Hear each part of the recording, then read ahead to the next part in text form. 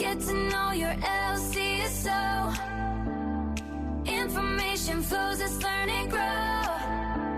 With every episode we gotta know. Oh yeah, LCSO, let's go. Hi, I'm Sheriff Mike Chapman. I want to welcome you back to our podcast series, Getting to Know Your LCSO. We have the honor today of having our Lieutenant Colonel Gun Lee. Gun Lee actually is in charge of our Criminal Investigations Division and our Internal Affairs Investigation. We're so privileged to have him with our agency here. He's one of my top 3 guys on this job, and I'm looking forward to speaking with him, and we're going to learn a little bit about him, his background, why he's here, what he does, and some other things here. So, Gun, I want to welcome you to the show. Appreciate you being here today. So, tell me a little bit about your background. I know before you came to Loudoun County Sheriff's Office, you were with the Fairfax County. You were a deputy chief over there. Is that correct? That's correct, Sheriff. Yeah, and in that job, why don't you go into a little bit about what you covered there and a little bit about your career progression? Because I know, here it's a sheriff's office, a little bit different than what you'd have in a police department, even though we're full service and we handle enforcement. But go ahead and tell us what your background was here, and a little bit about what you see the differences are between a sheriff's office and a police department. Absolutely, Sheriff. First of all, thanks for having me. It's an honor and privilege to work with you. So going to Fairfax County Police Department, I had just shy of 30 years of service with Fairfax. Started back in early 92. Okay, so you must have been about 15 years old then, right? Yes, sir. Thank you. Appreciate that. And we can talk a little bit more about it, but being a cop or a police officer really wasn't my first choice. Sure. Somehow, many things kind of, set in the right way. Would you want to be a fireman or something like that? Actually, my first goal during the college, I was majoring in accounting. Okay. Wow. That really was a direction of my trajectory, how I wanted to go. Law enforcement never really entered my mind until this was my final year at George Mason. I took a part-time job at a accounting firm here in Tyson's Corner in Fairfax. Okay. I was a intern working as a project accountant, started doing cash flows, end of the year tax statements, etc. And then it kind of dawned on me after about 6 months, and I said, I don't know if I want to sit in this office and punching numbers day in, day out. I just can't see myself doing that. Well, it's a good thing we didn't put you in our financial section. Yeah, I appreciate that. And then so early 92 applied for the Fairfax. And I was fortunate enough to hire by police department. And I worked as a patrol officer. Those of you don't know the area, I was assigned at a Mason District Station, which was a Annandale Bailey's Cross, very busy service area of the Fairfax. Lucky for me, having the cultural competency, being born and raised in South Korea.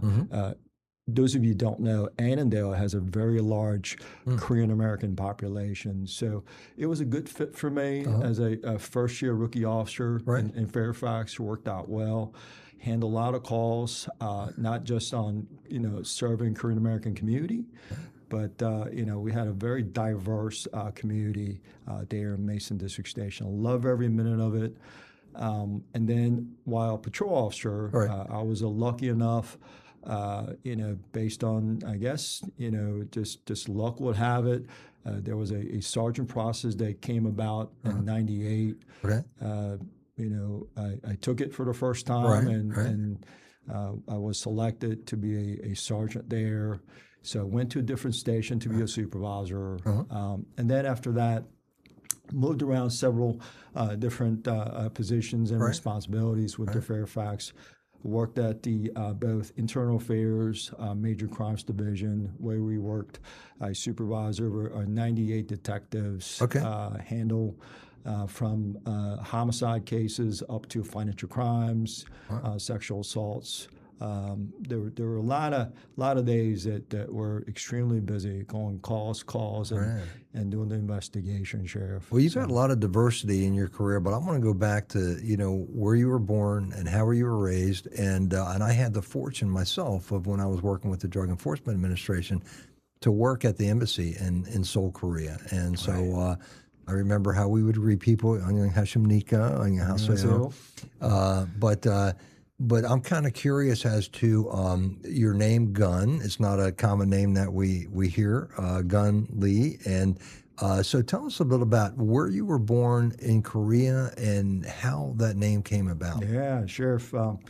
This is how my mom tells the story. Back in 1968, in November timeframe, she says that in South Korea at that time period, we had a significant snowstorm. And back then, this is, about 10 years after the Korean War had ended, and we're kind of going through that transition in South Korea where my entire family weren't rich. In fact, we're struggling. Those of you, I'm sure you've seen it, Sheriff, when you're in South Korea. There were some outhouses and bathrooms, no toilets and running water, etc. That's how we started initially in Seoul. And when I was born, November '68, my mom suffered a medical condition where she couldn't produce milk. So I'm sure you could understand. I know you got 6 kids and 11, 12 grandkids. So it's critical. Well, 11, unless you know something I don't. It's critical to keep me surviving. So because she couldn't produce any milk of her own, she tells me this story. She said that it was during the winter storm. She had to walk to our U.S. Army 8th Division in Korea to get the powdered milk that the U.S. Army were just kind and generous, free of charge. Were giving it to Korean citizens over there. So, I guess the point I'm trying to make is these military folks, the way she tells it, didn't know who she was, didn't know what her background story was, but just the fact that she, approached the front gate of this military facility in Korea, and they were just so kind enough to just give out free. I don't remember taking it, but this is how she says it, and because of that, she always said that I was able to survive for that gracious act of it. So that always hit me hearing that story. So anyways, going back to your question, Sheriff, when I was born, she named my first name as Gun, which in Korea it symbolizes health or a bit of a prosperous, etc. And my middle name is Ma, which is representation of horse. So what she was trying to get at, I think, wasn't that she was projecting that I was going to be a police officer gun per se, but it was more of a, grow up to be a healthy, a virtuous human being. And I think that's what she was hoping for. So you bring up a good point there, the connection there with the military, and I can tell you because I lived on Yongsan base when I was there, and so a very strong connection.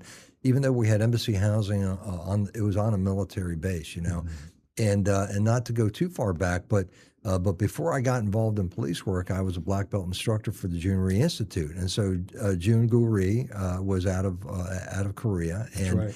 And one of the things that really struck me, because he used to talk a lot about the connection because he served with the military, servicemen there, when he was over there, and he was so impressed with the U.S. culture, the American soldiers, and all that.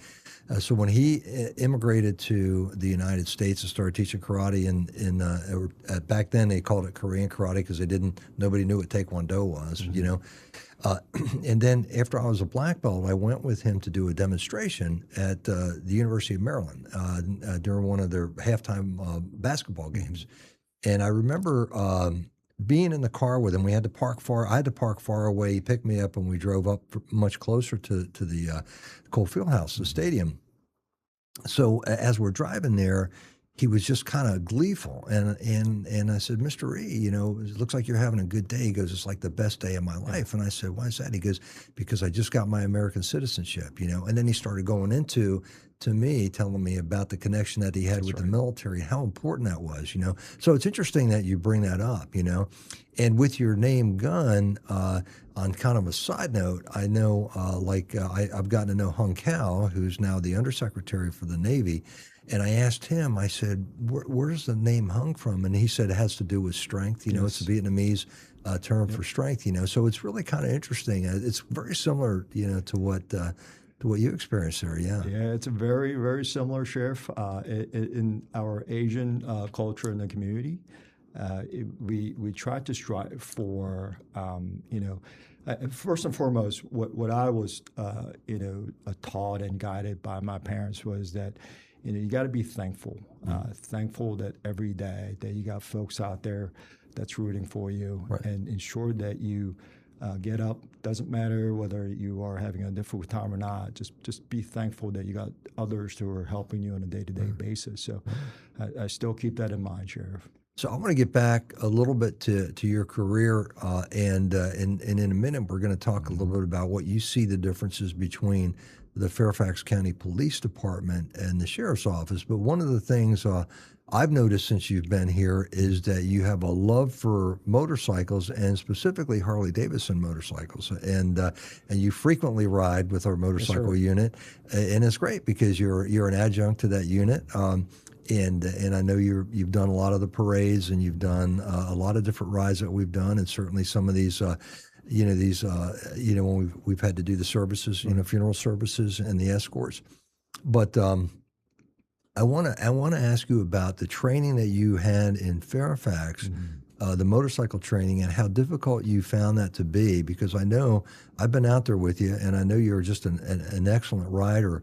How you find that, how often you feel like you have to continue to ride your motorcycle to keep your skill set up, and a little bit about I think you probably got more than one personal motorcycle, right? That's right. Yep, that's right, Sheriff. So yeah, I'll start. So kind of going back to your question about the difference between police and the sheriff agencies, I think there's a huge difference. First and foremost, you know, when I was in Fairfax County Police Department, it was a chief of police was a appointed position. Right. So he or she would work for not only the community that he or she serves, but also by the Board of Supervisors and county administrator, or county executive, so to speak. Right. But I've been here for Loudoun County, working with you for just over 3.5 years now, and I find it much more rewarding, much more value, so to speak, in this law enforcement profession. Because at the end of the day, I think you said it correctly. Well, I can't give you a raise, okay? I know that too, Sheriff. But the wording or the term, I work for the community, you say this all the time. I could not agree more in your position. And you are, in fact, serving the community on a one-on-one basis, so to speak. Right. And I know that you get, just many communications, emails, phone calls, everything that comes to you. And at the end, you are the boss. You are the final decision-making authority. So whether it goes well, bad, indifferent, you are responsible for that. In comparison with the police department, to a certain degree, there is a bit of a protection as a chief, I think, and I think that is a one big difference. But more importantly, I really appreciate how you support our troops on a daily basis. And not that I'm not saying that doesn't happen in the police department, but here I see it much more a significant way, especially as you kind of push back and some of these policies or steps that could be hindrance to our deputies, especially the level of service that we deliver.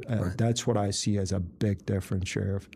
So with police department, you talked about the Harley Davidson, Sheriff. Before we go into that, Yeah. so the decision making, you're right. It's a different ball game, but it certainly makes it much easier for me when I have good talent that I can go to and ask for their input, their suggestions, and their ideas. And what I find, what I see, because of the different organizations I'm affiliated with and everything else, is that police chiefs, unfortunately, in many areas, they're kind of restricted for what they can do because they have politicians that are telling them what they can and can't do. And in many cases, and I'm not saying where you came from, but in many cases, a lot of these politicians don't really have any knowledge of law enforcement. And so the ability, in my case, to be an elected official at the same time leading an organization gives me like an ability that they don't have. And it also allows us as a unit to that really understands this profession to make the best decisions for this profession and to make the best decisions for the people that we serve. And it's not just what you brought up is I'm just not I'm a leader, but it's not the organization. Everybody in this organization is a leader because they're all communicating with the public that we serve. And so everybody, I think of everybody in this organization as an ambassador. And so that's why it really works well, and that's why I think we have so much success. So now back to your motorcycle stuff, because I know I've seen you out there. You do a hell of a job on the motorcycle there. So tell us a bit about that training and about your own personal love for motorcycles. Yeah, Sheriff, thanks for that question. So this is, I guess, going back to 2016-ish timeframe.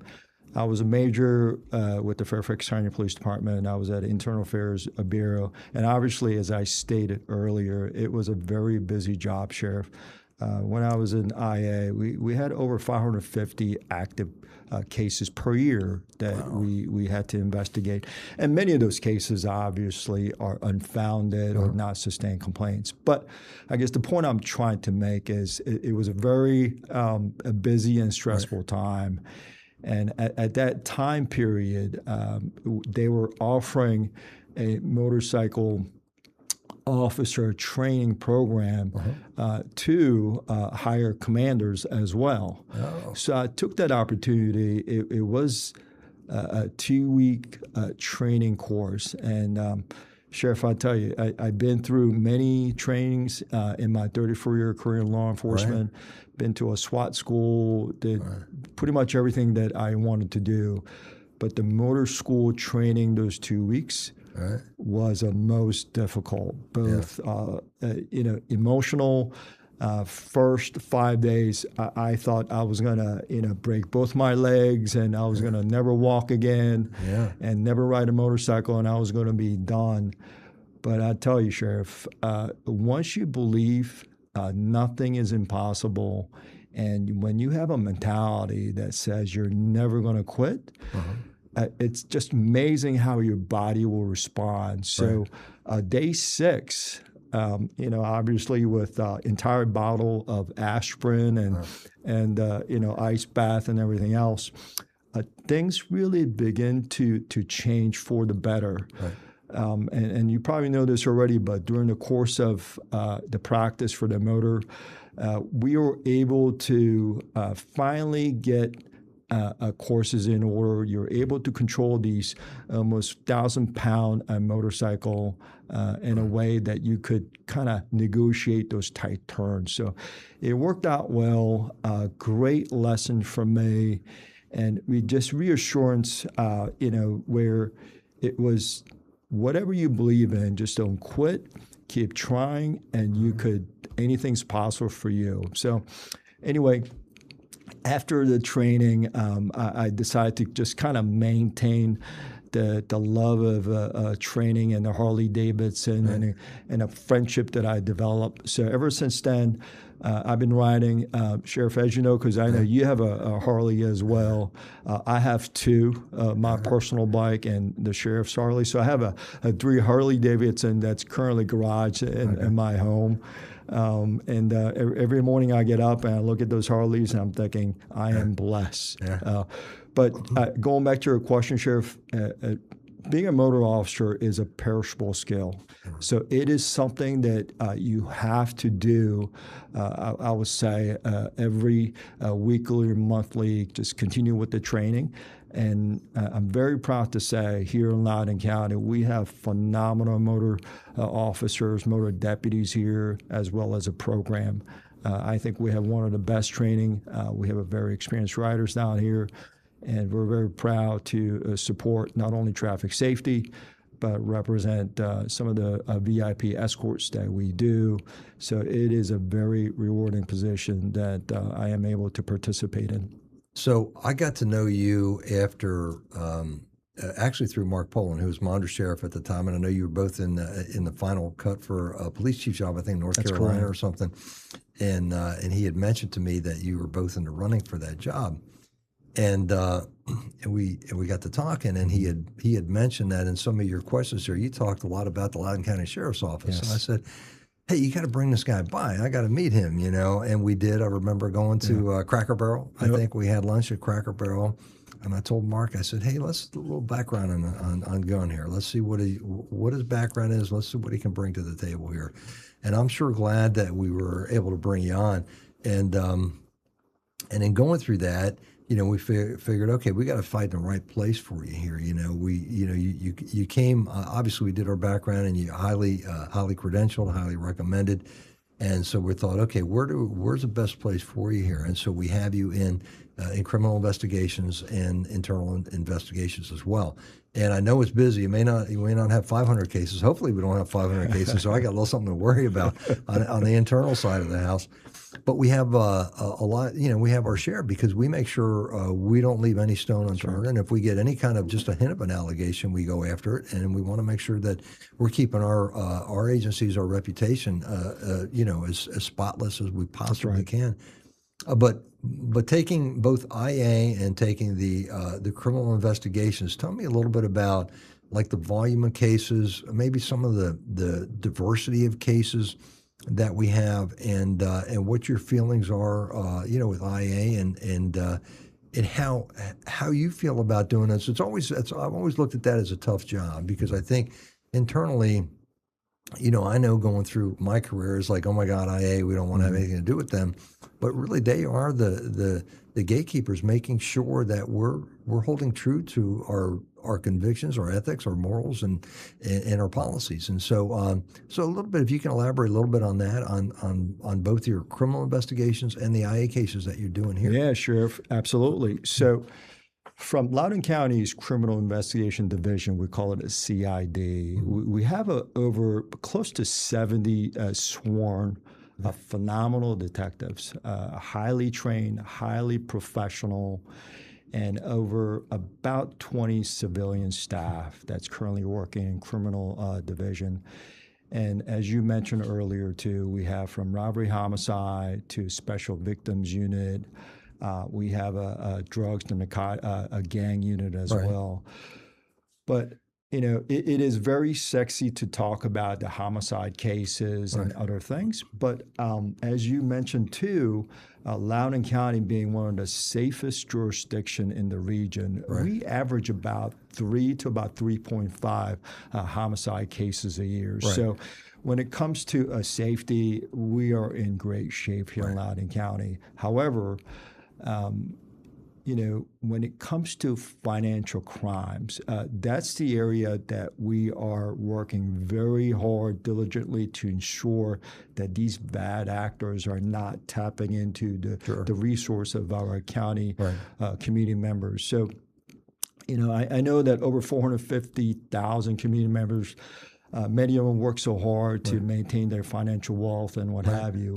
And we're doing everything we can to protect and prevent our community from these scams.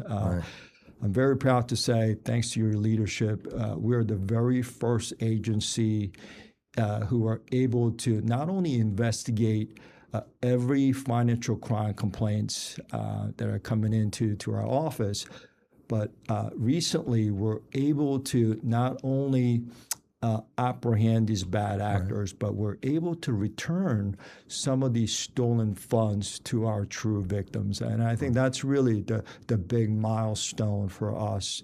And I appreciate your support. Well, I know in one of those cases, what you're talking about is like $1.4 million. And it's really, it's a credit to your leadership there and the fact that that we're training our people to do things that most agencies don't even want to touch. When you're talking about, going through blockchains and going through Bitcoin transactions and all these kinds of things that are, I mean, really way beyond anything that I've ever learned in my career because everything is evolving so quick. So it is pretty impressive that what we're doing in that, and certainly the victim advocate unit and the things that we do to try to take care of people that are victims of crime and not just wait until it gets referred to for prosecution, but to actually like step in right away and make sure that we're doing what we need to do to keep these people. Sheriff, I mean, thanks for giving me some credit, but I tell you and I both know we have a phenomenal detective here, and I'll give you one of the scenarios here that we have a financial crime detective who, in the middle of the night, got a phone call from our patrol deputy stating that, hey, we just got this financial crime scam. Would you be willing to come out and help us out? No questions asked. Right. He got up, got dressed, responded immediately. And because of time sensitivity involving these complex cases, he was able to stop a massive transfer of stolen funds. Right. And that's some of the great example that I wanted to share. And you mentioned earlier, too, many agencies that I've studied, there's a limit as to, when the police department could get involved in investigation of that. We don't have that here, Sheriff.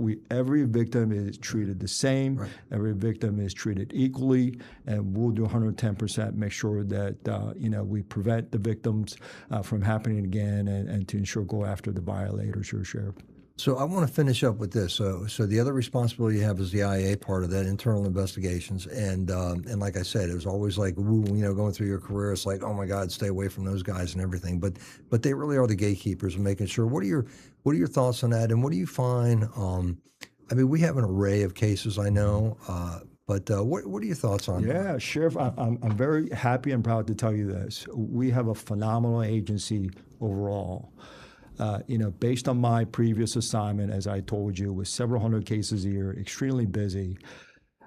That's not the case here. In fact, I'm very, very proud to say in 2025, we received zero excessive use of force complaint. Just think about that. That's amazing. Yeah, with over 450,000 community members, over several hundred thousand contacts that our deputies make a daily basis, we receive zero excessive use of force complaint. Right. It really tells you the phenomenal work, the training that we invest in all our deputies and our personnel. But going back to the data, Sheriff, we average about 40 and 45 cases per year that our internal affairs unit detective investigate. Right. And almost 99% of those cases are unfounded, meaning not sustained violations. Right. But when we do find that 1% that there is sustained, we take immediate action. We're very transparent, we're very accountable, and we emphasize in leadership. So I have never seen a case that we are intentionally trying to discipline our employees, but we are here to make them better, to make them whole and provide guidance and direction so they can get back into leadership. Yeah, and to hold them accountable for things that they didn't do properly or correctly. That's right. Because you and I talked about Loudoun County Sheriff's Office is a brand name. Right. It's a trust image that we need to maintain, do everything we can to hold community trust that we serve every day, Sheriff. Well, I appreciate your dedication to this job, your hard work, and what you're doing to make sure that we keep our brand the way it is, and keeping our people accountable. And the great work that you're doing over there, as well as your work, your assistance with the motorcycle unit there. So thank you for everything that you do, and thanks for being here today and being part of our